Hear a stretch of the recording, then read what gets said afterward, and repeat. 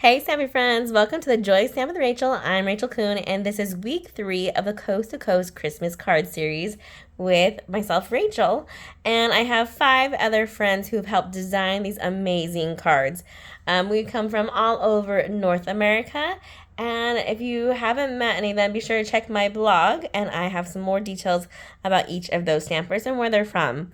All right, also in the link below are a list of products used that you can order from my online store, because if you are watching this video during that 6-week period of time, that means you have the chance to get the PDF, a 31-page PDF of 12 cards using 4 stamp sets for Christmas for free with your online order. So if you like this card design, be sure to go over to my online store and grab the homemade treats and add it to your collection, or even the Gingerbread Man, who goes perfectly paired with these two together. And in fact, we are bringing them both together today as we stamp from both of them. All right, let's go ahead and set this aside and we will start our stamping. So this card is fun because it just has a nice background piece we are going to make using a basic white. And then we need to also stamp a little strip of basic white for the inside, for the front, and then the card base for the inside. So grab all those pieces for our stamping. And for our card base, the inside of it, it just has it's beginning to taste like Christmas. Super cute phrase. Let me grab a Post-it note so that way we can stamp, practice stamp on there. And I'm going to use my Real Red ink. All right, we'll open this up.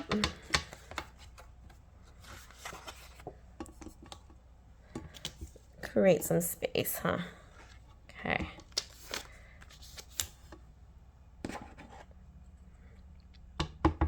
It's important to practice your stamping to make sure that the stamp set is nice, your ink is nice, to know the placement of how everything's going to look.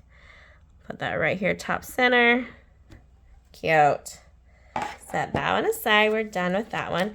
While we have this Real Red, let's go ahead and get our Baking Spirits Bright with our foam mat. And this one is a photopolymer, so this is nice. We can see right through it. And I'm going to go center on the strip of basic white. And pressing down, lift up. Oh, that turned out great. And then we still have one more thing to do our Real Red ink with. Well, a couple more stamping with it. When we're stamping background, you always want to start with your largest item first. Let me grab, let's see if I can find one. Hold on.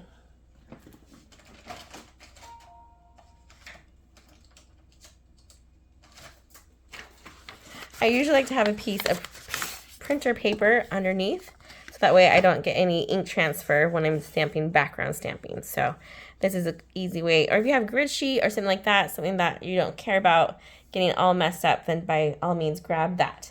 But until then, we're going to have our Real Red and our cute little mitten. I'm going to ink it up. Make sure it looks good with a quick practice. Mine is getting a little bit of a halo here, so I'm going to take my reusable wipe.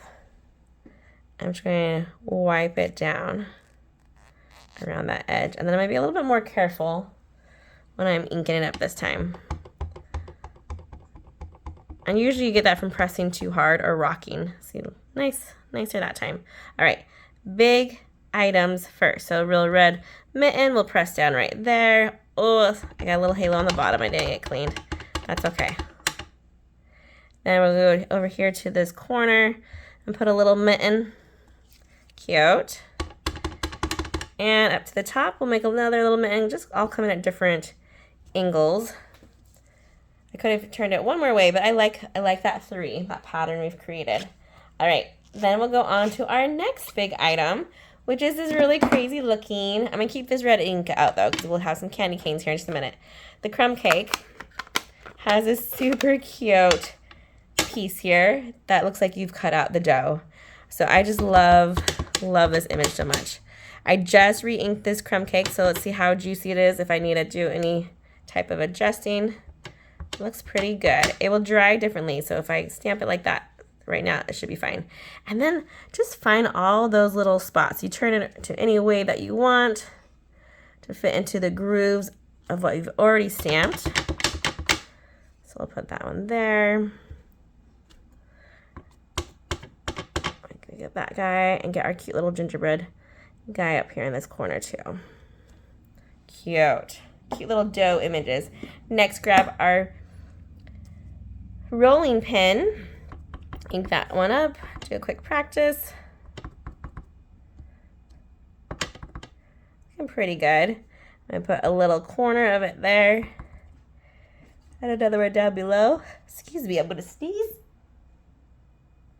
Ugh. Excuse me. Something you never planned for, right? Oh my goodness. All right, then we'll wipe this one clean and set it aside. And go to our last. Oh, I forgot our cute little gingerbread man. Let me grab him out too. I knew I was forgetting someone. We'll just put him on a clear block and he'll be ready to go. We add our ginger person, ginger man. Let's do a practice with him. A little bit. There we go. That's a nice spot on the ink pad. And we'll stamp him. Cute. Maybe I can sneak one more. Ooh. I don't know if I have enough space right there. And this one I did a kind of like a stamp off of him. I might be able to get him. He might overlap that dough a little bit. Oh, not too bad. We made it work. All right, now we're ready for the candy canes. And that will be in this real red again. So we'll pull that back in. And we're going to check out my candy cane here. I want you to notice that it has been cut. So with this rubber type stamp, which we're just getting ready to retire, this is the last catalog that will have them in it. Afterwards, excuse me, we'll just have those photopolymer clear type ones.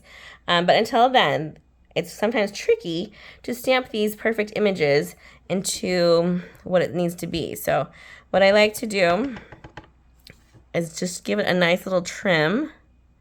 And then unfortunately what I did do is I put the sticker on first before I trimmed it, so the sticker is like way off. So don't use a sticker as a guide. So I'm gonna go like this. I'm gonna do a couple of just candy canes in here for that background stamping. And then I wanna put them into the actual dough as well. Cute, cute. So we have one here, the end there. Nice. I have another one right here. Line that one up as much as I can.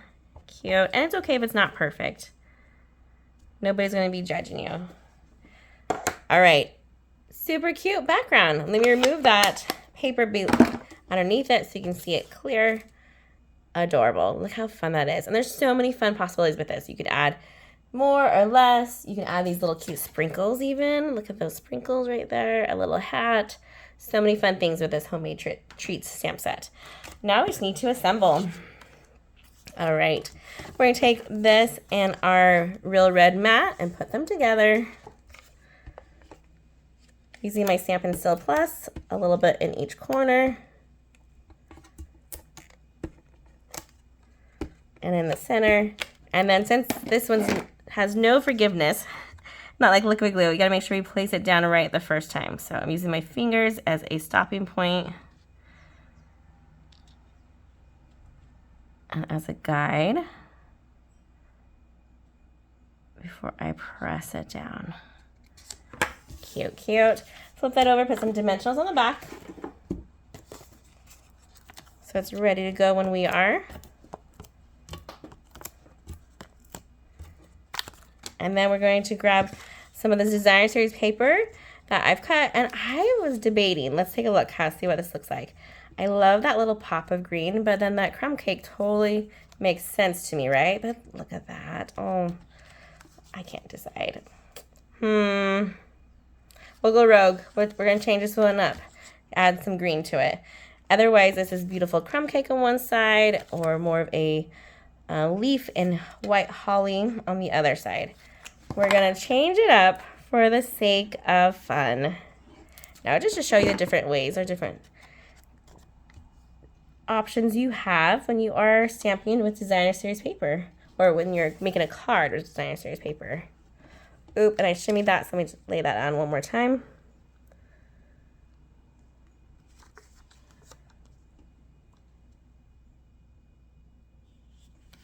A moment of silence as I carefully reblaze it. There we go. Nice. Dimensionals on the back.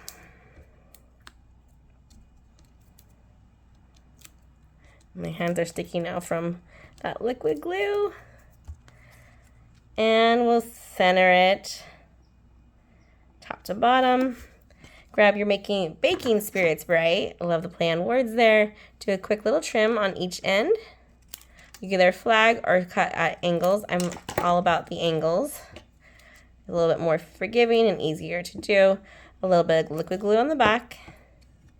And then we're just going to place that across our cute little stamping that we did already. Cute. And lastly, we just need to embellish. Now I make the hard decision. Do I want to continue with the red like I had before, or throw in this green? I think I'm going to go green because I have a good amount. And I'm going to go 2 green on the bottom and 1 green on top, like so. Oh, look at that. Super cute. Love, love it. Such a fun card design. All right, let's get all of the cards that we've made so far. This was week 3 with this style of stamps, the homemade treats and the gingerbread man. And then week 2 was my cute little gingerbread man, Ginger Joe. I have a video on that one. Make sure you check him out over on my YouTube as well. And then the week before, week 1, we had Ginger Girl, adorable. So, so cute. Then we had week 3 cards. Was this fun fold that we created using the Ornamental Christmas and the pine tree trimmings. Week 1, sorry, this is a fun fold. If you've missed any of these videos and you have subscribed late, I will have the links in the next email I send. So if you're like, wait, I missed week 1 or week 2 and you're just joining in week 3, I will have those links so you can still see how to make all of these cards as well. Super, super fun. I hope you guys be sure to subscribe so you can see more, and also place that online order so you can grab this PDF for free from me, have all the measurements, have all of the step-by-step with words for you, so that way you can make these cards as well. All right, you guys have a great day and happy stamping, everyone. Goodbye.